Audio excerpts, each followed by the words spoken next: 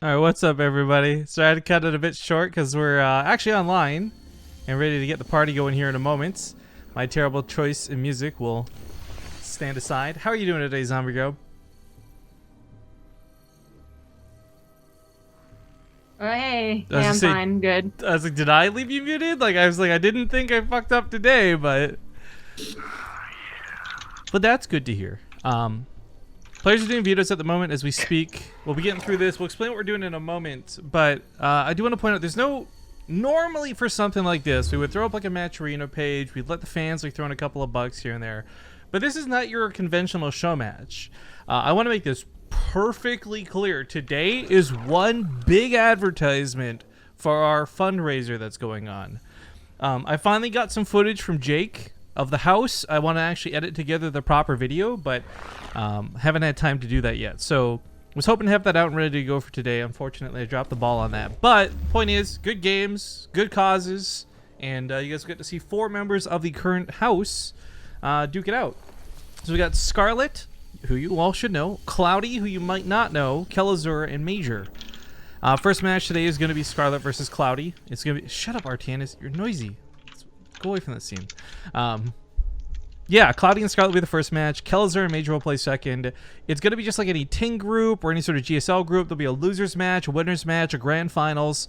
We put up a couple $100 today for these players because this is a preview of what we'd like to do. One of the giant goals on the Match Arena page is to have some money put to the side through that fundraiser that we could host like bi-weekly tournaments with, that we could host a whole year-long amount of events worth. So we're a couple months in. It's not quite what we planned, but that's okay. Point of it still is, this is a preview of what could happen bi-weekly. And by that I mean twice a month, not twice a week. I hate that that's an interchangeable phrase. English language, please. Right. Thoughts on IEM today? Guys, we're not going to talk about IEM today. We get ragged on for spoilers so badly, and this is about as fresh as it gets from IEM having just finished. So I will say, generally speaking, really enjoyed the production. I thought it was awesome that they covered all the different matches together, even though it wasn't going to be practical to stream all the different matches. And I thought it was one of the best produced events we've seen in a long time. But that's all I'll really say about it. I don't want to get into like results and spoilers and stuff. Yeah, I agree. I think it was done very well. I liked all the casters and production and the players. So they saw. I still haven't finished watching it, but I accidentally spoiled it. It's hard not to spoil something these days. Yeah, well, if you guys are following me on Twitter, you saw me tweet about my hype for some of the matches, and more importantly, fuck up my leg in the process. I've been like lying down all day because my leg just like got this huge cut like straight across. It feels bad, man. But looks like video's almost finished up. So before we get started, I do want to just round off our shout outs to Dehumanizer 187, The Mistogenes, Braylon 26, Exodo LP, all apparently new subs. What? Solar 424 just hit us up with 20 months. Alaska Winter 923 hit us up with 37 months. It's weird that we even have that many months to begin with. A Magic Monkey hit us up for 27. Matt D with 24. That's 2 goddamn years. And he says 2 years of bad Rifkin puns. What was I thinking? Mistakes were made on your behalf, sir. Marish for 31 months. It says 31 months. It's insane. And then just now, Goat Boy. The poor Goat Boy whose mother was not a goat, but actually his father was the goat. 1975 here for 34 months. Thank you so much. All right, then. Are we ready to go? I believe, just let me check something else here real quick I was waiting on before we go. I will say, by the way, for now... And for today, which makes me very sad and heartbroken, we will not be playing the Abyssal Reef introduction for the maps. I'm really irritated because we used original music, and well, not original, but we used sourced music that wasn't from the original source. We wrote our own lyrics and had our own vocals, and it should be protected under parody, but Twitch has not responded to my request to get the song whitelisted, so our VODs are going to keep getting muted, which could prove to be a problem for some. So we're going to leave that where it is for now, and the Abyssal Reef intro won't play. But we are ready to go with the first game. I'm good to go here too, so let's hop into it. Abyssal Reef being the first map is why I bring this up. And we'll just load right right into the game. Oh, Rojin! 13 months just now. 13 months of awesome zombie grub entertainment. Ooh. You say so. Somebody has a fan. You say so. Really? I don't think so. Yeah. I was a little disorganized at the start, I guess. I was talking to my dad, and apparently there's like luggage in the garage that I haven't touched in at least 4 years, if not more. And he was asking me about it. He was like, "Are you gonna use the ones in the garage or your own luggage?" And I was like, "What? I never ever put luggage in the garage. What the hell?" Yeah, well, they just send you the same one like Disney bag or whatever, right? Like. Well, actually, there's a whole. But yeah, the point is, like, it's something that I put in the garage, like, unless it's like something from like when I was a kid. But anyways, and then like my keyboard is in Korean. It was a whole hectic start, but. I saw you type in Korean. I thought you were just trying to impress Scarlett or something. Yeah, right. I would never do it. No, actually, I wasn't. It somehow, I thought it was going to be gibberish too, but it did somehow make Hangul. Like, it didn't just go all over the place. But no, that was just me trying to type in then, because they wouldn't choose the first map. Well, we are in game after all. Spawning here in the top left side to kick it off. It's going to be the Pink Zerg, Scarlett. In the bottom right. As the purple Protoss, oh, no. He is Cloudy. So Scarlett hasn't gone for an incredibly early pull, but it just occurs to me, like, if you guys haven't been watching Scarlett play versus Protoss, there's been a lot of games decided around, like, the 2.5 minute mark because she goes for faster lings and Protoss player will expand with her first pylon on the low ground type thing. He hasn't done it here, but I am wondering, because, and this is what makes this cool, all the players in the house are playing and practicing and training together. That includes the Chinese players who have been interacting a lot with Scarlett and everyone else. So does he know about that? Will that be a weakness? Like, because for me, red flags go down immediately upon seeing the pylon down here, because you're like, you're playing against Scarlett, man. You got to know who you're playing against. Yeah, I mean, it's pretty likely that she's going to cheese against Protoss, especially with the whole wave of ZvP being kind of annoying for Zergs. I think she'd jump on that pretty hard, but she doesn't do it all the time. Scarlett's been on the anti-adept train before it was even cool. That's why I included, like, because if we're really gonna talk strictly, I suppose, then the Koreans don't seem to be complaining as much, and she is Korean, like she's basically Korean, am I right? And she's in Korea and all that, but no, Scarlett's always been one complainer or another. She's been on all the Reaper wave and the Adept wave and the Carrier wave. Anyways, doesn't matter. But I do think that he was prepared to potentially have to deal with it anyway, even with the low ground pylon. It would have been difficult for sure, because he did not have a very good setup for it, but it's not quite that early ling all in. There are going to be lings with speed pretty early on. There's going to be the option of building ling drops, and if you can deal with the ling drops, fine, but if you don't have a hole in the wall in the front, then I don't know how you expect to really hold on for very long. Yeah. Oh, if she commits. I mean, she's making a lot of lings right now. Well, what's been really cool to see, just as a by the way, because again, we know Scarlett, we know how she plays, we know how she wins. She's going for the drop overlord too, going to be super annoying. I have no idea how Cloudy will fare in this series. Cloudy was a player who, just like Time, I had kind of written off as like just being B-listers who were there to practice and like maybe get okay. But then we saw Time kill fucking TY, get to the finals of the map test tournament, and take it to like game 8 or whatever versus stats. Like, I was so surprised by Time that, like, for me, I don't know anything about Cloudy. We haven't seen him play much of anything. I'm hoping to see some cool stuff out of him today, though. Yeah. I mean, he's already prepared for this. Yeah, he's expecting it the Overlord drop, but is the front really going to be all that well protected? He did make a wall. It is still kind of an awkward wall, though, overall, but that's when Potent Overcharge comes in. Yeah, it does reach, which is nice. The Adepts are sitting down, waiting to catch that Overlord. He did pre-pull some probes, so it's very clear that he's aware of how dangerous this can be.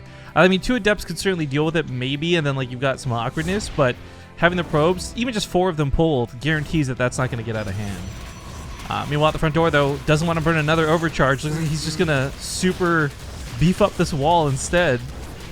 Isn't that still... Yeah, it's... Oh, shit, I wasn't sure if that was going to be still a wall, if I'm going to be perfectly honest. But the Lings... That's dangerous.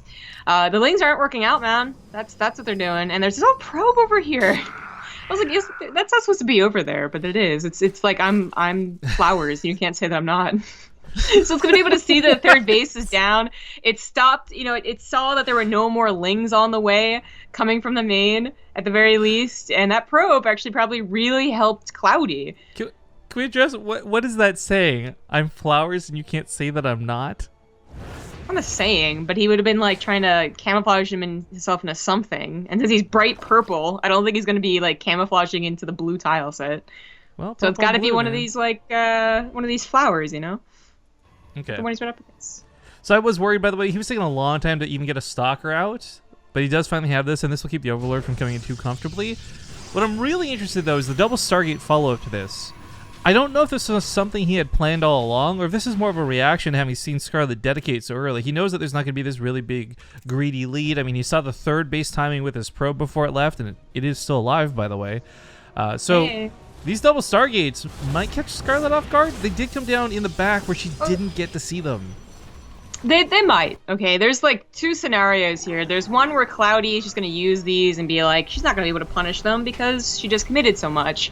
And might even get like a dozen drone kills, 5 overlords, like, good stuff, right? And then the other possibility is that Cloudy tries to take a third base way too early, loses all of his adepts because they can't deal with the banelings, and the Phoenixes can't deal with the lings. Yeah. So...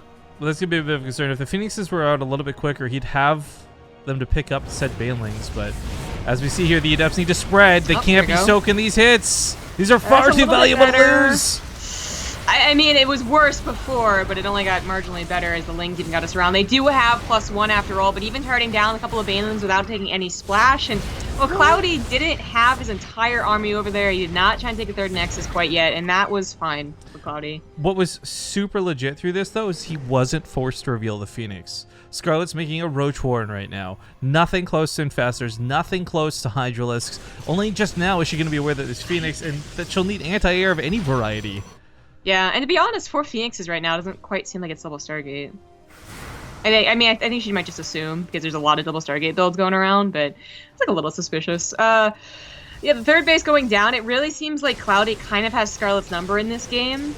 Maybe this is the way that she always plays on this map. Maybe it is just the fact that we know Scarlett's going to be aggressive. He does. And he's just dealt with it pretty fine. Well, so that's exactly what I'm saying when it comes to that team house element. Cloudy's this low-tier Chinese player, but because he's been playing with her for so long, like right off the bat, I think he knew Lings were coming, whether they be dropped or otherwise. So he had like super wall layers ready. He had the adepts in the main. Like, just Scarlett is crazy and willing to do ballsy things.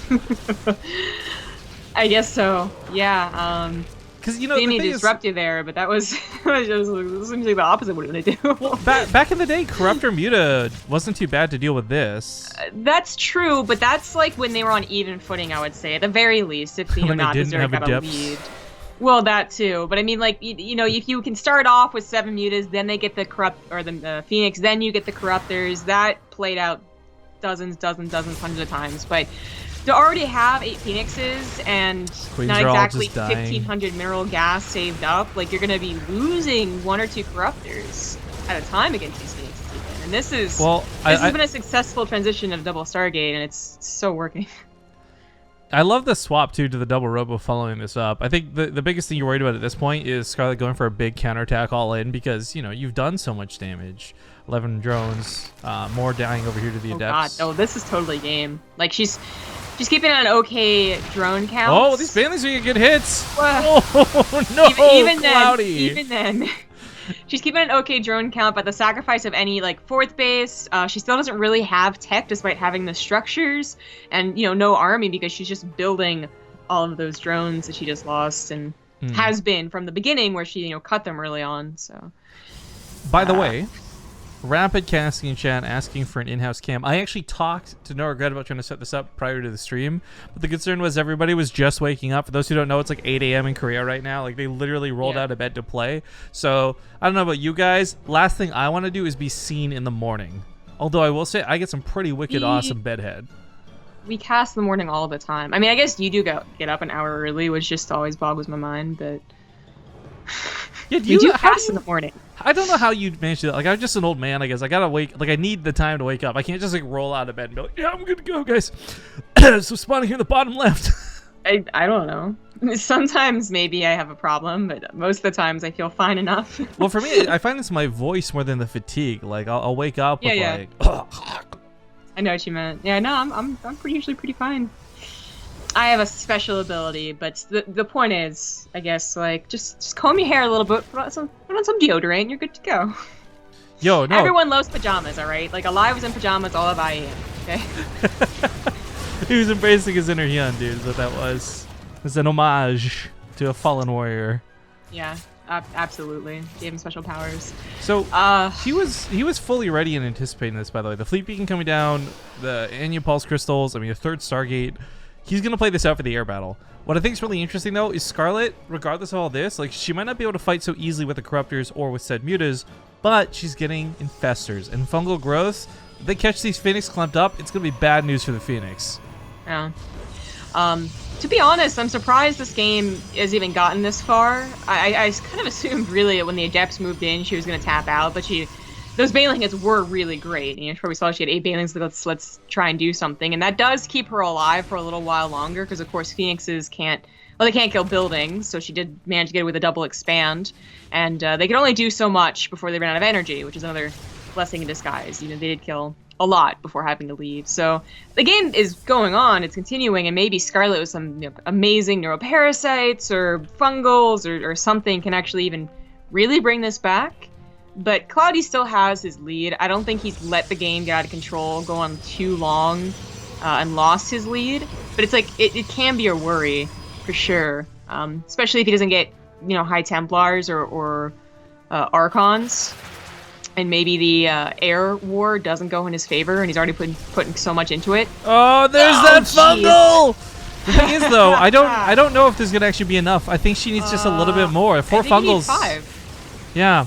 No, maybe even 6. Wow. I love that recall, actually. Oh, that was actually a really sick move. Because here's the thing, yes, right? Cloudy doesn't know that was the end of the fungals. As far as he's aware, there's 5 or 7 more waiting for him, right? Like, that was an incredible save on the Phoenix. Second thinking. Like, he recalled to the Nexus first, and then recalled again to the other Nexus. Like, that... I barely remember there's a recall spell, to be honest. That was super dope. I like that. That was really cool. Yeah, that did save him. At the same time, though, there was a really sick bait out of Scarlett. Like, she went fishing, and she caught a bunch of Phoenix. Like, the Corruptors were never meant to kill that Nexus. They were supposed to just draw the attention away, and they did that perfectly. And I gotta say, like, going back to your point earlier, I also thought she was going to be out when the Adepts came in. Not because they did damage, but because, it's Adepts and Scarlett would rage out. But she's still in this. Her drone count never really faltered despite those kills, sitting on 82. She's on 5 bases. Like, I really think with the power of fungal growths, a couple of corrosive biles mixed in, that air army disappears, and suddenly Scarlett's got power back in the game. Yeah. Before we, I guess, get in trouble for making fun of her a little too much, I will say that, like, Scarlett has never been one of the players that she's no Idra, I suppose, which, but sometimes with, I guess, the amount that we talk to her and the amount that we know that she doesn't like Adepts, it would seem like maybe that would have been her initial reaction. I don't think she's ever actually been known to tap out of a game. I'm just making fun with hyperbole. Yeah, right? I don't want to get the wrong thing. But actually, fun balance one. Did you catch any of Seed in the ESL chat for IEM? No. Seed, like I had to message him on Twitter and be like, "Is this really you?" Because he was super balanced on it. It was so funny. Oh, against what? Terran Zerg? Everything. Oh, okay. Well, he's like, Nerf Wings of Liberty, please. Whoa, this was such a dangerous maneuver. I mean... the Corrosive Biles aren't here, but there's so many fungal growths. Yeah, and there goes all the Phoenix. Clean all of them up, and he did clean up most of the Infestors, but yeah, that was so dangerous. The Corrosive Biles could have hit a little bit better. There could have been more of them. I mean, damn. Cloudy had only lost like 2 Phoenix or 3 Phoenix prior to that fight, so he lost like another 20 there, but... looks like his ground army, funny enough, susceptible to these Banelings. The Zealots walk into them. Force fields are a little bit late. The Lings can deal with the Immortals afterwards, and those Ravagers will clean up whatever's left. They might be able to. Another charge slot warp in might be enough with the Immortals and the Phoenix, but there's no pylon next to that Nexus. It's going to go down, and yeah. I think Cloudy, I brought it up 3 minutes ago that him not getting a Templar Archives and Archons and whatnot, I expected him to maybe lose an air war because of that, but it also greatly affected the ground war. Archons can soak up Banelings. They deal that splash to them and the Lings. They're behind the force fields, hopefully not crushing them, yet dealing damage. And the Zealots just like, well, I guess we take the hits, right, guys? But here's the thing, right? I think Scarlett was actually anticipating Archons and may have been surprised not to see them, because you'll note she did go for Neural Parasite this game. And you're not looking to neural things like Phoenix or Zealots. Like, you're specifically looking to remove the bigger targets from the fight. So if not the Immortals, then the Archons. Either way, she's moving towards Brood Lords. Cloudy's lost most of his air. He is still trying to invest. I mean, he's coming up in +3. It's worth still making Phoenix, but... I don't think he's got the money, especially with his base being gone, to get an army like 3 Tempests at a time. Like A for effort, but will it work? This should have been a case with the beginning of the game where he really did have a bit of a lead on the air war when it came to Broodlord Tempests, and now he's actually kind of the one playing catch up on that. So it's still a little bit worrying, but the game's not over, especially if he can save the Nexus right here. If he cancels it again, then it's like it's gonna be really tricky to get a good enough army Does he not have detection? He didn't hit a single one of those infestors, so that's gonna feel really bad, man. No, he doesn't. And the Archons, there they are, but they're kind of in the back lines, and everything's really pumped up here. Successful. There we go. Neuroparasite comes in. Corrosive Biles hit everything, and I don't think he can save this base. I gotta think say, he just lost. This was not like a bad game out of Cloudy, but this was for me a really impressive game out of Scarlett. She made a lot of really good decision making. She did some really sick baits, going for the fungal growths, playing from behind. Like, this was actually a fantastic Scarlett game, I gotta say. GG. Yeah. She did the things that would bring you back into a game, the fungals, and just kind of hitting, I guess, before Cloudy was quite prepared. Scarlett all the credit here, but Cloudy not getting Archons, especially when he had 1200 gas, they looked, I think that also really ruined that lead he had when he should have gotten it. Maybe he thought he had a better lead, or maybe he overestimated how much his Phoenixes could help, but he also died on those infestors that one time, and it's like, oh man, that was a good game. It was. There's a lot to actually. The thing about that game that I love, though, is that it did go back and forth. That wasn't just like Scarlett was playing around with her food or something, like getting so far ahead and dicking around afterwards. Like, she was behind and made really good decision making. And for me, just like that simple bottom line is what made me really impressed with that game. Enough to gush about it, at least. But it is loser's pick, so Cloudy will choose the next map. Which did they veto? They got rid of what? Oh, it is loser's pick? Oh, well, they did whatever. If they want to do, like, there's no rules for this. It's just fucking best of fives. What's this next one? Belshire? Yeah, Belshire, Honor. Yeah, just go with it. Whatever. Okay. But yeah, they didn't say anything, and it says GSL group, so I just said what the first map was, and they kept going, so. Well, no, this works because it was the first game of the day, so we'll just change it out. Now it's all vetoes. There's no loser's pick. Easy peasy. All right, ready to go? Yeah. See you guys here in just a moment. I don't know if you guys can hear this yet or not. Can you let me know when the stream goes up? I don't have anything open. I'm trying to get things open. But you guys will notice how different this overlay looks. I didn't know why XSplit wasn't loading. And I guess it was because it was trying to load a presentation from over a year ago. Look at the wait screen. Do you guys remember this wait screen? This has like the Vonnie Research Station intros and stuff queued up for it. Like, I don't even... What the heck? Do not save changes to this presentation, because this is the one we're looking for. It's got the Elima League logo. We'll fix that up in a second. But anyways, are we live? Oh, yeah. Okay, excellent. Then people can see us. I've got XSplit fixed. So I've taken it down. I don't know if this is the cause, but this is like one of those common denominators. XSplit has only ever frozen on me like that when we're doing 1080p. So I've taken us back to 1080 by 1270. We're still in 60 FPS. I'm hoping this fixes the problems. I have no clue why that would have happened the way it did. Anyways, oh, I'm on America. I'm going to go to Korea. Sorry about that, guys. Technical problems, right? At least this is with, you know, super chill environment.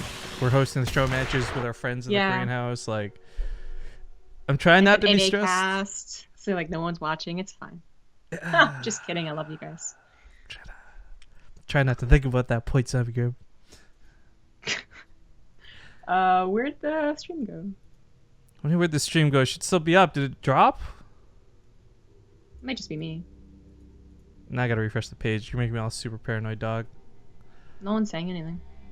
Okay, let's hop into it. We're not gonna fuck with anything. We're just gonna get into the game.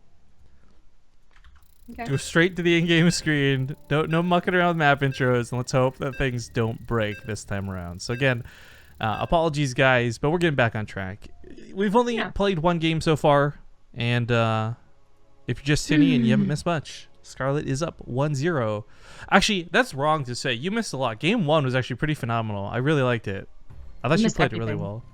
Stop watching this and go watch the VOD. Yes, and then somehow fast forward and catch up, I guess, as we do ads.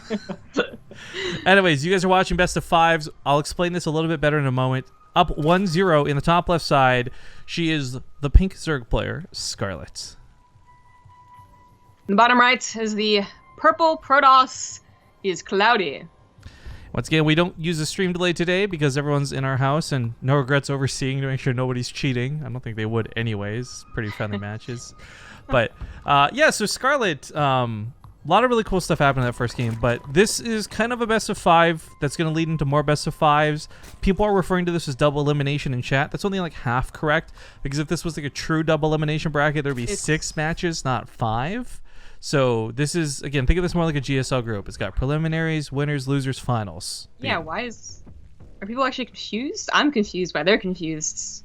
Is this what we've been doing this entire time? Oh, I've got to go finish off my joke. I left Rapid Casting hanging on Twitter. I feel really bad right now. Oh, okay, well, you go do that. And Cloudy is going to scout the early pool. Lucky for him. Still doesn't guarantee that he's going to hold it. He did once again place his pilot on the low ground, and Belshir has a decently sized front. But there's no follow-up, which is something that he might be glad to see.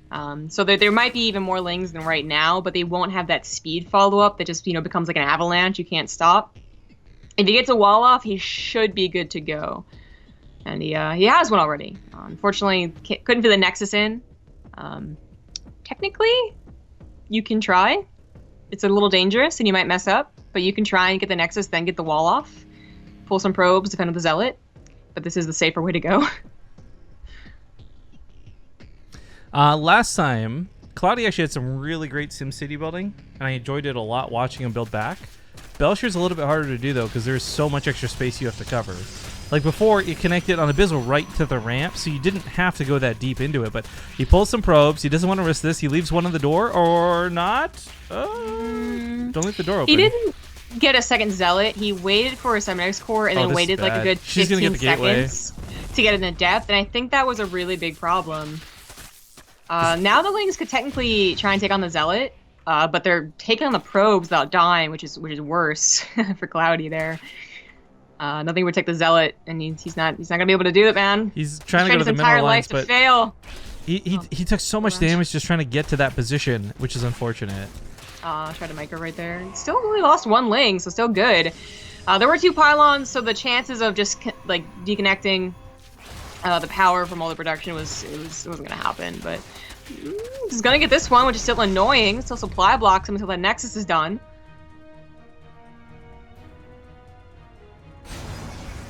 This was an effective enough opener. If Speed had been following this up, I think maybe she would have won by now. But can I get a ban on rapid casting in chat? Any mods here? Can we get a ban on rapid casting, please and thank you? You're a mod. That's not the point. Oh, okay. I'm not gonna ban him. Just say it. He's being really mean to me on Twitter, so I need my safe space. I can't believe he's never seen or heard that joke before. I mean, clearly he's not a hashtag big fan as he claims to be, or he would have heard that joke before. I really hope Rapid Casting uses that joke in one of his casts, and then gets all the credit. Him. Yeah, you can blame him for stealing your joke. Tommy Gum, you're gonna credit. We can't talk about this right now because I'm making a video about it. Okay, so please. Are you seriously? Yes. Oh, the worst. But you know what also is pretty bad is losing 6 drones to this counter. This kind of is like equalize the damage that she did. It was such a small counter too. Like this wasn't coming in with a big all-in, like too many adepts to handle. I mean, it was literally 2 adepts. Too many. Yeah, 2 adepts, 2 furious. 8 drones going down. And back at home, Cloudy does, I guess, one of the big things, it sucked that he lost the gateway, and it got a little bit scary, but the Nexus never got force canceled. The Cyber Core didn't die, so he's able to continue his tech path and moves towards Resonating Glaives as we speak. Yeah. That was really bad. I mean, if she lost 4 drones, that's kind of like acceptable, and sometimes you can't even help it, because if adepts can do a mineral line, you know, they're going to do damage, but to lose 8, like, and it took so long to clean up because she was just depending on those queens, or very slowly walking off that creep. I mean, it was painful for sure, but not devastating. That's like game over. She did go for a fast. Wait, no, she did. Yeah, she did. Okay, she did go for a fast lair, but I thought. Then I thought maybe I was crazy. And as +1 on the way for those roaches, I thought we were gonna see speed, which is why I was hesitant right there. Finally, we see some speed now. Okay, so the third base is obviously delayed for her. Not like the most baller economy in the world, but she might have a really decent push. I mean, it is worth noting, like, she did actually get hurt in the early game. Last time, she was able to recover to 62 into 83, I think is what she ended up final count for drones. So I have faith for Scarlett to play from behind, if for no other reason than just the first game that they already played so far today. Yeah, it's really hard to say that she's behind in this game, whereas last game I was like, yeah, that's definitely bad for her. Sorry, I mean, like, I'm just speaking in terms strictly of economics, right? Like, because she doesn't have that threat, because she is behind in drones. And I mean, like, I don't know what this drone's doing. Just go start long distance mining, dude. You're not getting anything done over here. Yeah, now I'm kind of like, is she? Okay, there we go. There's the hatchery now. Because if Cloudy's going to try and attack, which I think she realized, like, maybe 30 seconds ago or something like that, because, you know, no attempt to have the third taken quite yet, and she knows that, now spreading creep onto it. She's going to have roaches with speed to catch up to adepts if they're running around, which is nice to have. No speedlings, which is, like, that does help sometimes, but I'm, like, looking at the Spire, and I'm thinking, okay, if she can get to it and get a couple of mutas, then dealing with the Warp Prism is going to be a big relief. But is it quite worth going for it this early without, like, a third base economy? That's, like, a really early Spire, especially considering that third base timing. So, I don't know. Cloudy's adding on additional gateways, but still building probes. So he might end up expanding, but he would have to clear up the overload first. Well, Tunneling Claws is going to be really, really cool, and I can't wait to see how Scarlett plans to use it. I think he took that Spire really seriously. Yeah, the double Stargate is... Well, here's the thing. This could still work out for him, right? Like, if he sees that Spire and he's like, look, I need to make anti-air and only anti-air, you'll go for Phoenix. Phoenix, they can lift up the roaches. The Oracle can be the detection you need. The problem is, I don't think he's going to have any of that initially, and that's where it's going to really hurt. Whereas you give Cloudy, like, a 20-minute gap from here to finish, and, like, I think he'll be prepared. But hopefully anyone would be. Well, no, like Rifkin's bad macro. He'd still be making his 4th battlecruiser. That only plays AI. Yeah, I think would have enough. But speaking of the guy who only plays AI, big shout out to our admin Dares, who doesn't play StarCraft. He's been playing as the AI recently and sending me screenshots of him playing. And this fucking dirty guy just goes like 40 swarm hosts, and I'm like, kill yourself, Dares. Don't learn to play StarCraft this way, man. Be better than that. You got the 40 swarm hosts? That's impressive. That's a lot of money to get. But there's the attack that maybe I thought was going to come sooner. Now it feels a little bit small. There is actually an army, but there's no detection, so... Cannons coming down are a bit desperate. Observer starts up. It's still the Phoenix. No one really no cutting it to make an Oracle. I guess he is still really worried about the mutas behind this and beyond this. But Scarlett should be able to just pop up and snipe off that cannon pretty quick. Where did those mutas go? Somehow Adepts kill 13 drones at the third base, and she is still rallying drones to it. You know what? It might have just been the War Prism flying by. Sneaking in. Oh, okay, so I think she sent it to the Warp Prism, and it didn't even kill the Warp Prism. Yeah, it didn't even kill the Warp Prism, and then the Adepts got into the location. Anyway, that's a big mistake. Like, that feels like a mistake because it's 8 a.m. type of deal, right? Because she wasn't even doing that much with the roaches. She burrowed them once and then hid them. Yeah. And there's like this long pause where not much was happening, yet she was still getting all of her drones killed. That was kind of weird, actually, and that's a big mistake. Well, the thing is, though, she still does have a drone lead, and she's got that third base over Cloudy, who is only just getting up as we speak. Again, Scarlett playing from, like, quote-unquote behind, I'm not too worried about. Yeah, I looked at the entire workers killed, and Cloudy's killed 32 drones. Yeah, he's pretty good. He's pretty good getting there with the depths.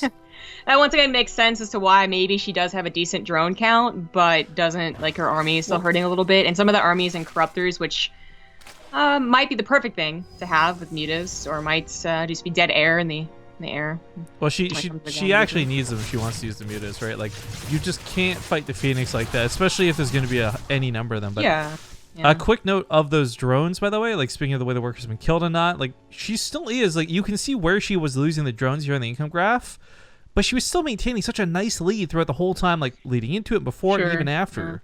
Well, There's one thing that she did, even though there wasn't much action to doing it with the burrowed roaches, was that he had to come back, deal with the attack. They burrowed, and then Cloudy probably didn't feel very comfortable taking a third.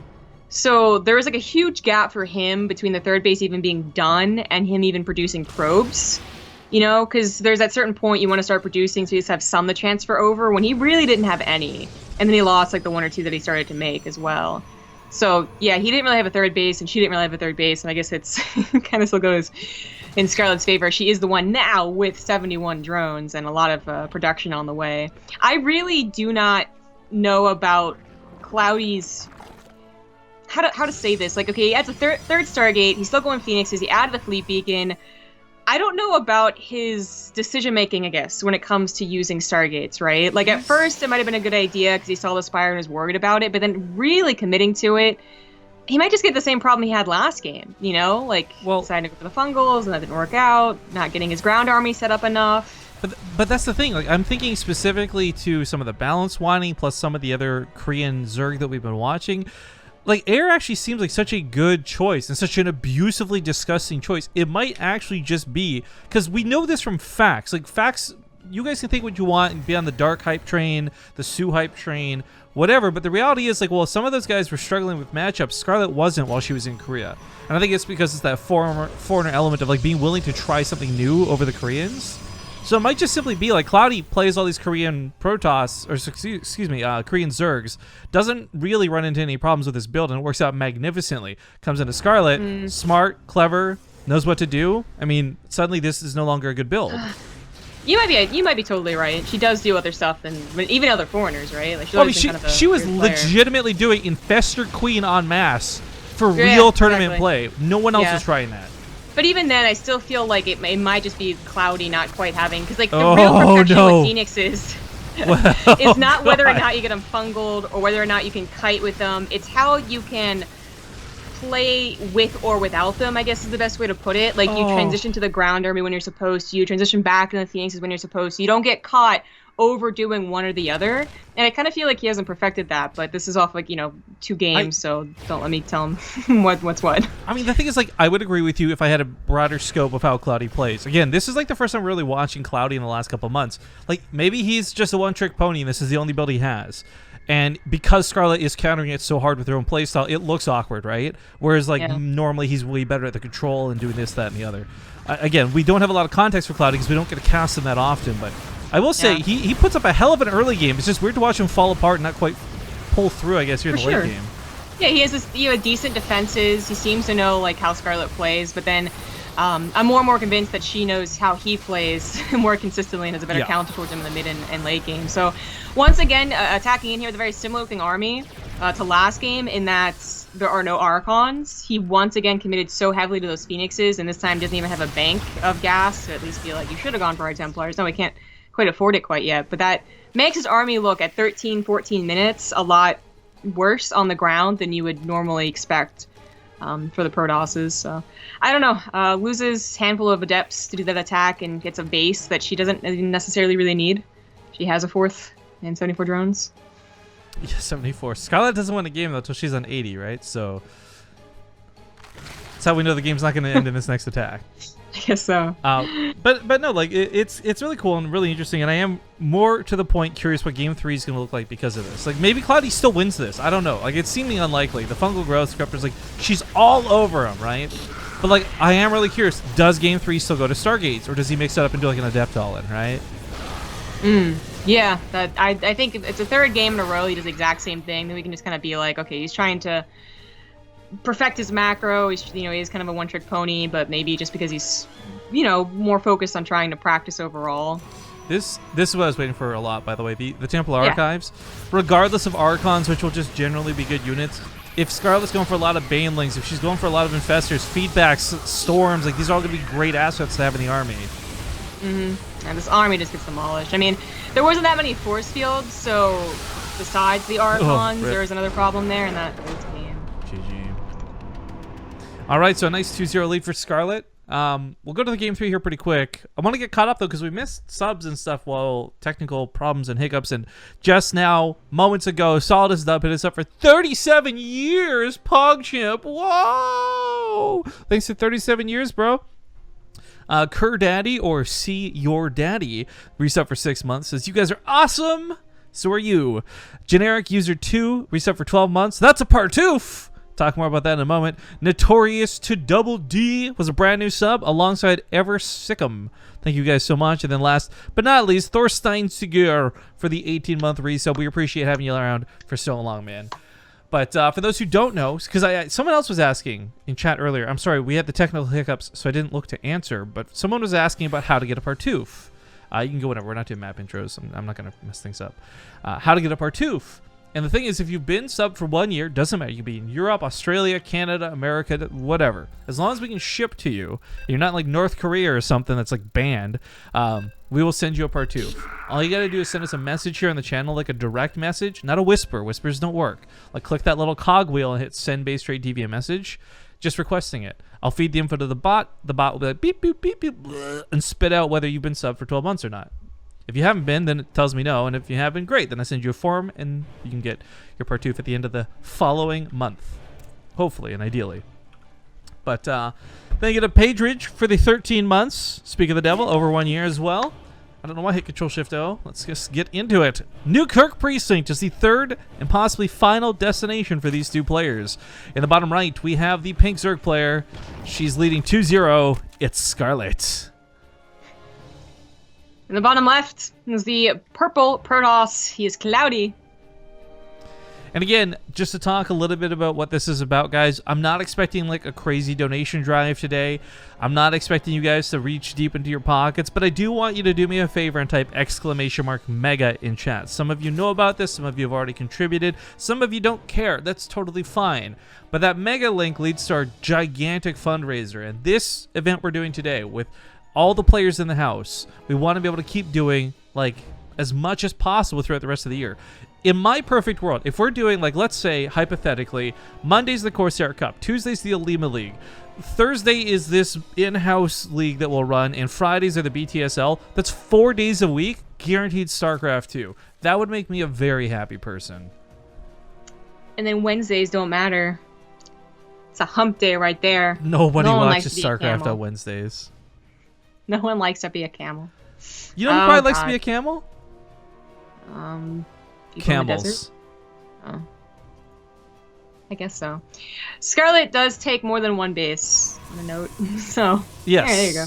More than one base and more than 2 bases, as she does try to take her opponent's natural. The hatchery block is a bit of an older school tactic, but as we've learned, the number of 7 probes being pulled has been cut down with the Zealot getting introduced into the way to deal with this. If she's quick, she can build cancel into an Evo chamber. This can be really annoying, but the big key thing this does is this screws Cloudy's income. While this goes on, you guys will notice Scarlett's going to get about a 200 mineral per minute lead because that's 4 or 5 probes. She's just distracted. They can't mine. They can't do anything. And it delays his Nexus. So this is just huge economic damage with a single drone. Yeah. I think this is just the way that she likes to play, right? This is not out of the ordinary for Scarlett, but it might also just be like she likes getting a little bit of an edge over her opponent, or Cloudy specifically, rather, not just in general, but over Cloudy. Cloudy has done a decent enough job responding to these early aggressions, though. Even last game, where I think he did technically mess up, he countered so hard it definitely made up for it. So he's been dealing with this perfectly fine. Hasn't like just dropped the ball everywhere and been like, I don't know how to deal with this anymore. But this might have been a bit of a bait into trying to get him to that adept attack again, in which case if she does have lings this time, then they could just be totally useless. Yo, I need to make a very public apology, by the way. What? So first off, Saffrel in chat says, because Nice Username uploads on Monday and Tuesday the VODs, I watch them on Wednesday, so he's a Wednesday viewer. You're right, man. I apologize for that. But then secondly, a 3-month subscriber on BaseTradeTV, I accused Saffrel of not being subbed to Zombie Grub or BaseTradeTV on Zombie Grub's drunk stream. And I would like to apologize, Saffrel, because it turns out you are in fact a bro. Oh yeah. Oh yeah. Oh, he didn't even defend himself. Like, he didn't even mention it. He just took your abuse. Yeah, I thought he was just going to use an emote to shut me up or something. Be like, no, look, I am subbed. Ace 1, Ace 2 or something. Wow, what a guy, man. But see, I can admit fault. I'm human and I'm sorry. I hope you can forgive me. Yeah. Oh, okay. that was an experience. I actually had fun, even if I got dicked over in the actual game. Anyway. That was an interesting night.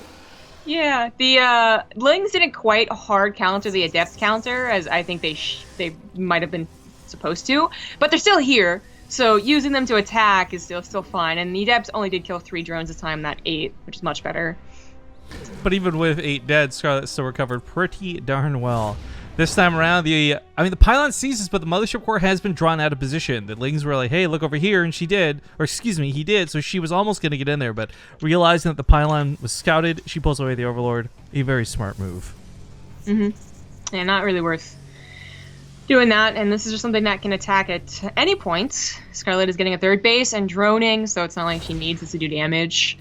In fact, it might even be worth waiting a little while longer, just to, maybe you'll see the gateway explosion in their build, and it is going to be Resident Enclaves, but not a lot of gateways yet. Nope. Overlord pushed off again. This is a good denial out of Cloudy, because for Scarlett, this isn't so dedicated that you're like, wow, she's really behind from doing it. But what's nice for Zerg is this is such a good move that costs so little and can get so much done if the Protoss player is playing complacent. So I love it, Cloudy, the dedication, 2 Stalkers patrolling. He's paying attention to what's going on. Question is, though, with his Resident Enclaves finishing up, are there going to be Stargates coming down soon? We saw the Robo last time, too, but it was still a double Stargate follow-up. I don't think air units are the way to go, and I don't mean because of the map, just because it's Scarlett. Hey, it just hasn't had a very much success doing it so far, so I would definitely prefer it not to be Stargates really at any point. The Adepts have all been warped in, despite having to use 1 or 2 on the Stalkers, and they are moving across the map in a way that she didn't quite see it, which is kind of cool.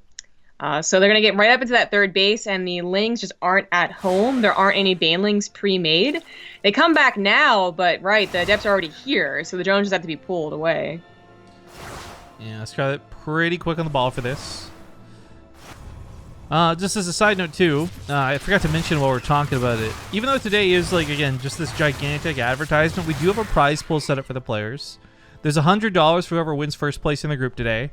$50 for second place, and $25 for third and fourth. So all 4 players are going to get a little bit of cash. So for some, it's a free dinner. For some, it's half their rent. But the idea is that this is something we would love to be able to do on a very regular basis, because it's great for the fans and supports the players in the house simultaneously. They're going to get some of that delivery McDonald's, man. They deliver free and free. Yo, no, I need to talk about this. So I've been meeting up with old friends I haven't seen in like 12 years, moving back to Richmond, right? Okay, cool. I was talking to one set, like a pair of brothers who I knew used to go to McDonald's all the time. They told me, like, now that they've grown up, they've been given a permanent 10% discount for when they go to McDonald's. They've got a special card for it because they have spent something like $30,000 or more, like, on McDonald's. That doesn't seem like a thing. I didn't think it was a thing at all, but I was like, damn, you spent like a year's salary on like McDonald's. Okay. Jesus. Well, okay. I guess there's that way of thinking about it too. But for me, I was just thinking like a 10% discount, so you get like 30 cents off some of these items. Maybe only 10% from like the dollar, or 10 cents off from the dollar. And like, it's, you know what it is? It's a smart move out of McDonald's though. It's right. It's like the customer appreciation to the max, because that's a super rare thing I've literally never heard of before. So it's like, that is true. Yeah. Super special. But do they deliver to the guys? Because that would be really special. No, that's only Korea, man.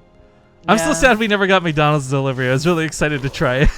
Yeah, I'm really sad that the delivery we got wasn't the like actual bowls and pans and stuff. Yeah, I felt like somebody went to the corner store and picked up some plastic stuff in the fridge, you know? And yeah, maybe it was Busan. Maybe because it's a crappier city. Anyway. Fishing towns, am I right? Let's be snobs. No. Right? Yes, of course. So we have a lot of Banelings on the way. They're going to have Baneling speed and that health. I feel like when Baneling's speed first also had health added to it, I was so on board trying to emphasize that they were different, and then I just gave up.